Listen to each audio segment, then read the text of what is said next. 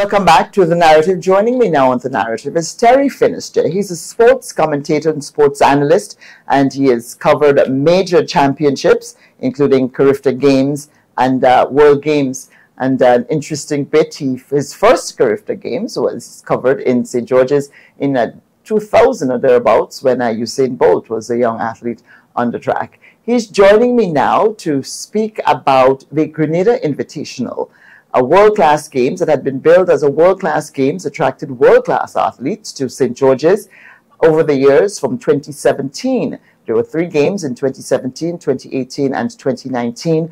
There was a hold on the games once the COVID-19 pandemic broke out, and organizers were seeking to revive the games in 2024.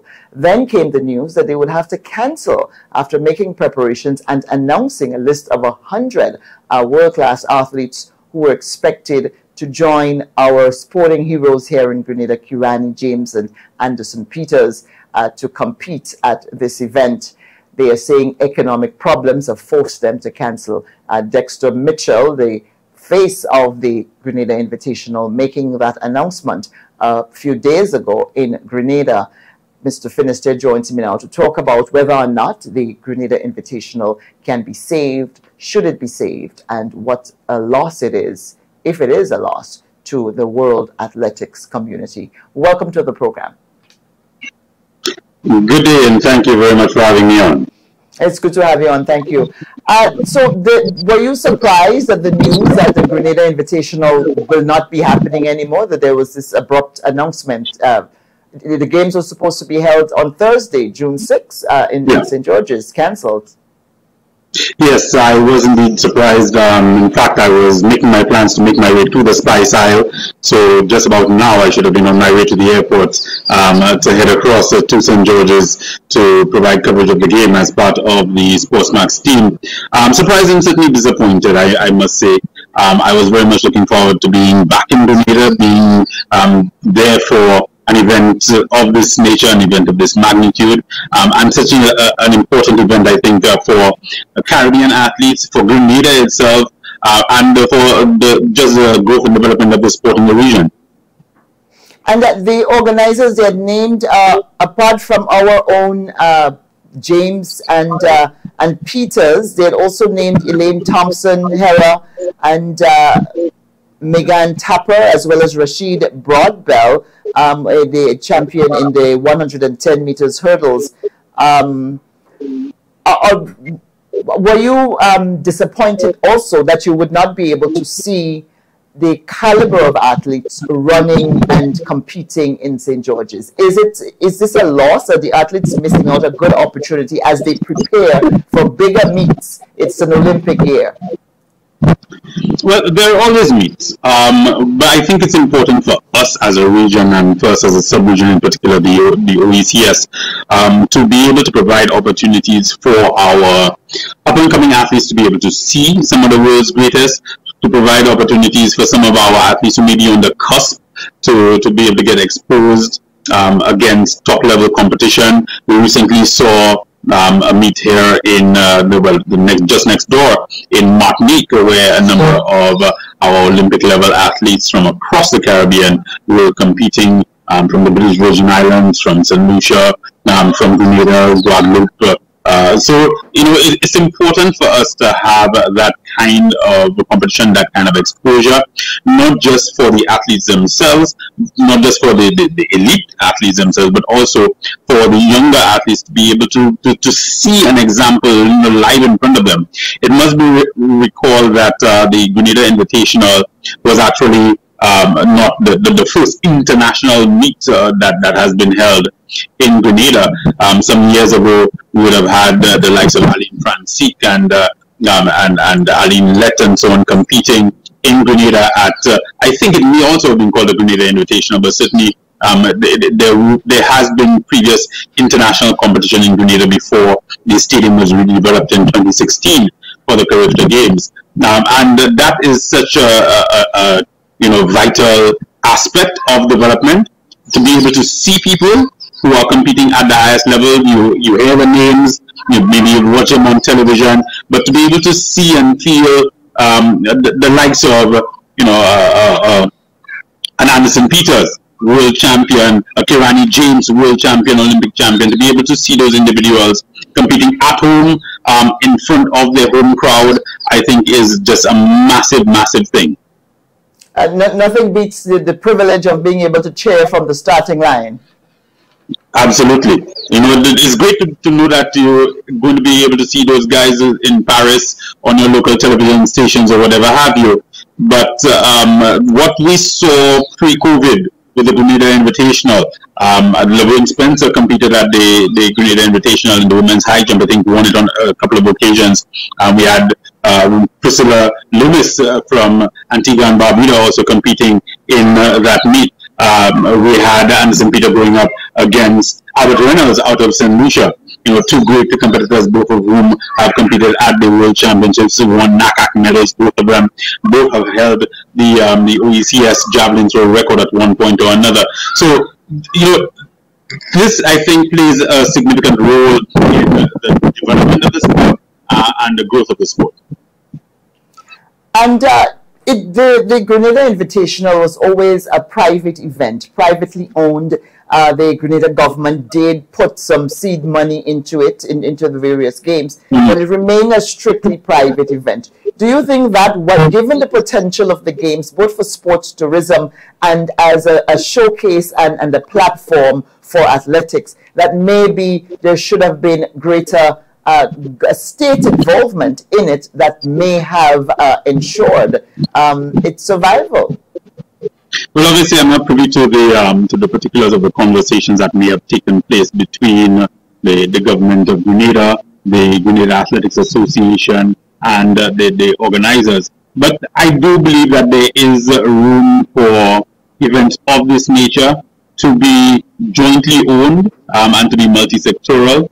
I think, especially in the case of Grenada, for instance, we talk about the fact that you're celebrating 100 years of athletics in Grenada. You're celebrating 40 years of being at the Olympics. You're celebrating your 50th independence anniversary. I think there's certainly scope for there to be greater or broader ownership. And broader ownership also helps kind of, act as a shock absorber when you do have certain issues cropping up that may, in many cases, be unexpected. As I say, I don't know the particulars as to why the meet did not come off this year, but I am hoping that going forward, some of those issues are solvable and that there can be some dialogue started as a result of the cancellation this year towards making it not just happen next year, but towards making it a more sustainable event as well. I mean, it was a big year, as you pointed out, our 50th anniversary of independence. It's been 40 years since our first Olympic team from 1984.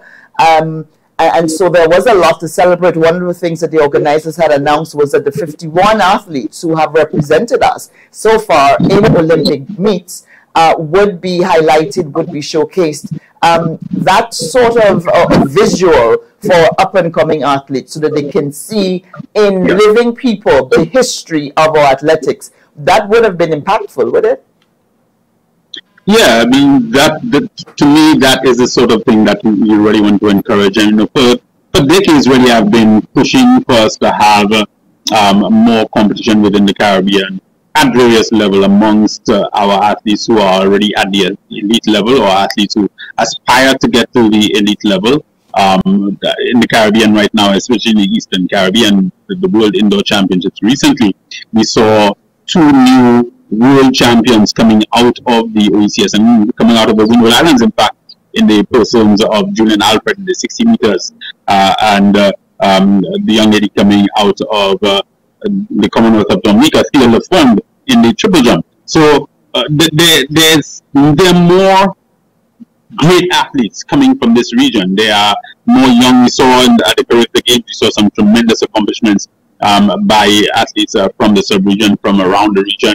And there has to be greater support provided for them to be able to transition to that next level. Obviously, there's the NCAA system, but we must have more opportunities for these athletes to be able to showcase their abilities and showcase their talents on home soil and to be able to be seen by the next generation of athletes. And it is not just, you speak about the future of the sport, of finding new talent, the emergence of new talent. I know Jamaica, Trinidad and Tobago, the Bahamas, they have tight athletics programs. They've been doing very well. Yes, the smaller islands, Eastern Caribbean, we've been holding our own and emerging. But do you believe that when you look at this region, that we need to do more in terms of building the infrastructure that would push our athletics even higher? Well, there's always scope for growth. There's always scope for us to be able to achieve more.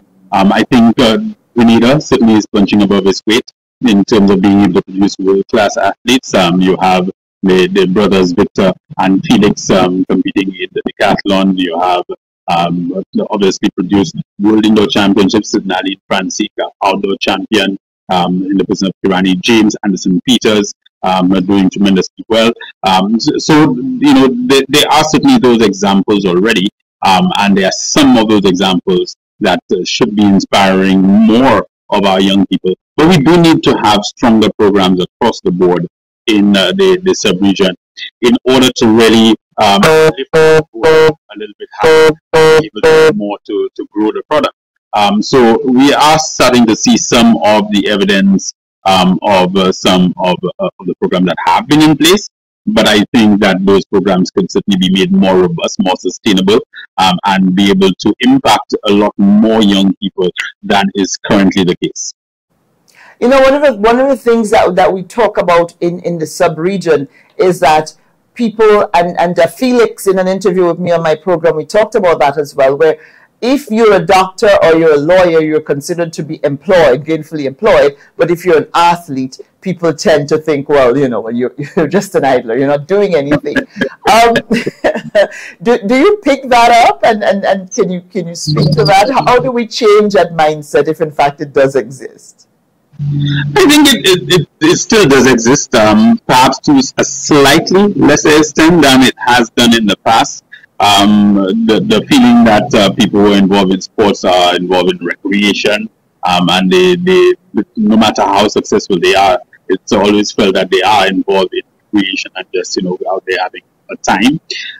But I think again, we just need to continue showing the impact and showing the ability. Look at Paul. Paul is out there coaching internationally. Paul is out there being gainfully employed as a coach on the international scene.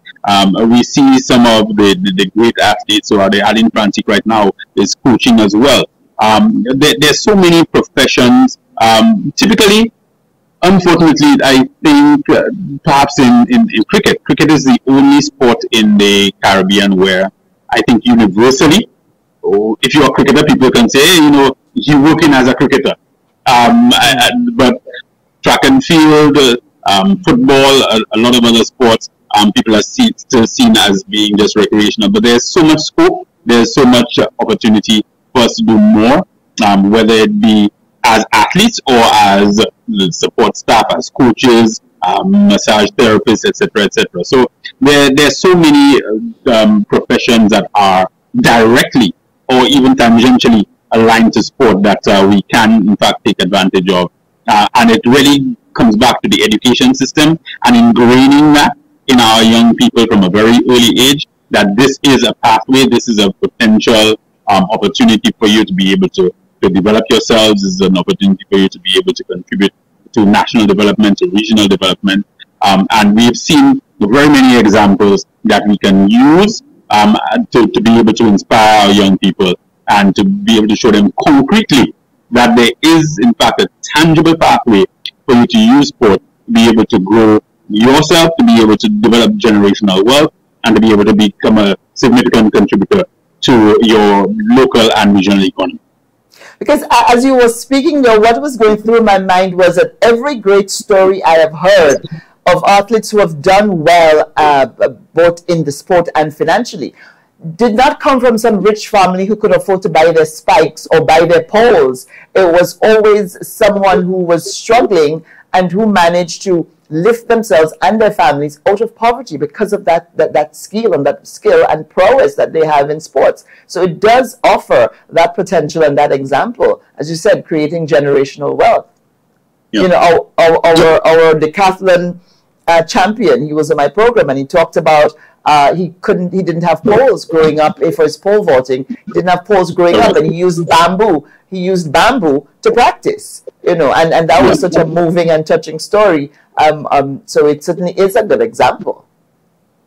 Yeah. Yeah, I mean, the Julian Alfred in St. Lucia, similarly, Levin Spencer, you know, those are the young people who perhaps would not have had some of or reached some of the places that they have done, but for sport. You know, the Julian Alfred right now is standing virtually on top of the world, poised to do well in Paris a couple of months hence. She's from a single parent family, her father having died when she was just 12 years old. She comes from difficult circumstances and has been able to overcome that to become a world champion, and to you know, set herself up to have a career in this sport. Mm. Now, as we look to the calendar for the rest of the year, the big meets coming up and small meets, do you have your eye on particular athletes? What are your expectations? What are you looking forward for the rest of the year? Well, certainly, I mean, we expect that this is going to be a swan song for Kirani James. I've had the privilege of watching Kirani since 2009 when he competed in the under-17 division here in St. Lucia at the Calistra Games. Watched him again. In fact, he met with Hazley Crawford, the great Olympic champion from Trinidad and Tobago, in 2010 in Cayman Islands. And his swan song is last year. He has a complete collection of world medals, gold, silver, bronze. It'll be interesting to see what he's able to produce in what is likely to be, I think almost it has to be his last time at this level. Lyndon Richter, similarly, conversely, I should say, Lyndon Richter now starting to come into his own. Anderson Peter now starting to come into his own. Julian Alfred from St. Lucia having won that world indoor title, Theo Lafon, especially with a couple of notable absences from the women's triple jump, whether she can make that literally into contention for Dominica's first Olympic medal. St. Lucia similarly without an Olympic medal. Will those two countries be able to get their first Olympic medals? We're watching obviously the early season, I should say, struggles of some of the Jamaican women sprinters who have really bestrode the world in recent years. Elaine Thompson-Hera, Sherika Jackson. We yet to see Shelly Ann Fraser-Price for the season. But I think those ladies will come good, but they will certainly be very heavily pressed by the cohort of young, impressive Jamaican sprinters that we are seeing emerging. The likes of Alana Reid, Shashalee Forbes, who are turning in some very impressive times. So the Jamaica trial should be very, very interesting to watch, and there should be plenty of Caribbean interest, I believe, come Paris 2024. No, back to Kirani, you said his swan song is last year. I had not heard an announcement from him of retirement. No. But you think that? Well, I mean, at the Olympics. I'm talking about from an Olympic standpoint. Okay, then as an Olympic athlete. Yeah, as an Olympic, I think he'd be hard pressed to conceive of strapping up the spikes for another Olympic cycle in 2028. That would be...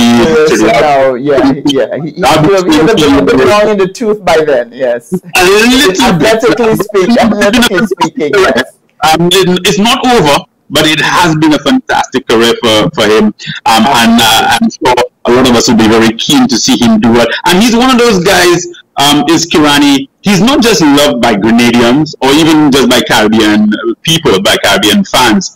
He is genuinely the property of the world. He's like, you know, a Carsten Warholm and those kind of athletes that everybody wants him to do well. And I think regardless of what he achieves at Paris, I think his career has been absolutely phenomenal. And we are privileged to have been able to watch this young man race. You know, him being my cousin notwithstanding, he is one of the most... You told me that going in. He is one of the most humble young men that you can ever meet. And if you just meet him and no one says this is Kirani James, you will never know that he is an athletics hero. He is absolutely just a phenomenal personality. Do you think he can add another one of those medals to his collection this year? Or? It's a big ask. It's a big ask in what is one of the most competitive events in world athletics at the moment. But if anybody can do it, I think it's Kirani James. I mean, he has withstood the vicissitudes of time. He has come through time and again when I don't think a lot of people would have given him a chance to come through. I think he's been counted out again and again and has been able to deliver for Grenada, deliver for the Caribbean, deliver for himself. And it's left to be seen. But it's going to be a massive, massive amount. I think this year is going to be his toughest challenge ever in that 400-meter event. And if he can medal under these circumstances this year, where does that place him in athletics history?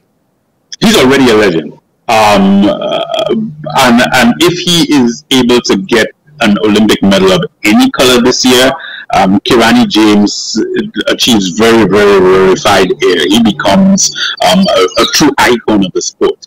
He already is one of the greats, one of the all-time greats of track and field.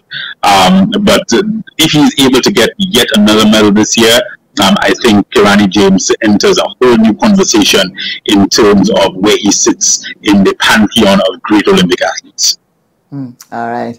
Well, I want to thank you so much for joining me on The Narrative, and I'm so sorry you didn't get to make that trip to St. George's, but you can still not sorrier than I.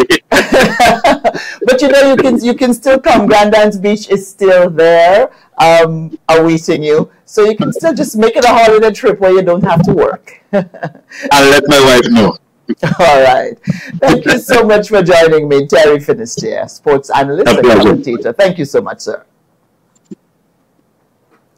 This is The Narrative. I'm your storyteller, Calistra Farrier, speaking there to Terry Finistiere. He's a sports analyst and commentator. He's reported for Sportsmax and reported on some of the larger world games, Calistra games, as well as world championships, and an accomplished commentator in his own right. More when we come back.